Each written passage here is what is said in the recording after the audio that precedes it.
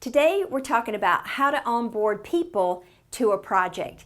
These days it can seem like herding cats. By the time the project starts, people just take off running like their hair is on fire.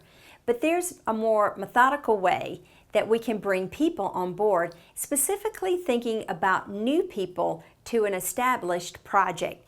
Because if we do this successfully, we can make the people feel more engaged and included into our project team, and also let our team members know who they are and what they'll be doing on the project. So we want to look at what is the process, the how we bring them on board, and what do we need to include. So we want to include both of these in our plan. So first of all, we want to welcome these people to our project. We want to let them know we're glad they're here. So what would we need? We may have a welcome package, and again, that may include people who are on the project, anything that you think they would need to make them feel welcome. We also want to include agreements that they need to sign and maybe return, and any kind of contracts. We also want to be sure to introduce them to the other team members, even the stakeholders and important people to the project. So introduce them, give any kind of introductions, any kind of communications, whether they're there on site with the team or even virtual. You can still do it successfully. Again, making them feel like they're a part of the team and making the team know really who they are and what they're going to be doing. We also want to be sure to inform them of the policies and the guidelines for our project. Almost every industry has different standards and guidelines that they have to comply with.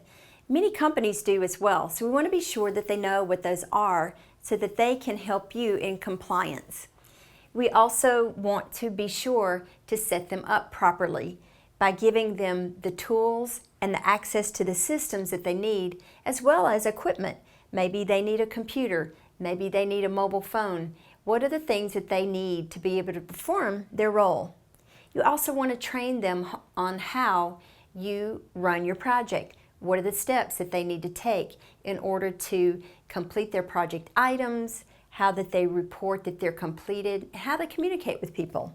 So you may want to provide them with the training documentation. This is a big one. You want to be sure to orient them to the project. Paint the vision for the project. Let them know what you're creating, what's the outcome, and why is it so important to the customers and the company, and include why they are so important to the project, and let them know that their tasks are critical. And then the last part is assigning them and transitioning their tasks to them. Let them know what they're supposed to do, when they're supposed to do it, and again, how they're supposed to report the status of their work. So these are some of the items that we want to include, and that's why it was important to include that in this part of the project planning series. So if you need a tool to help you onboard your people to your project, then sign up for our software now at projectmanager.com.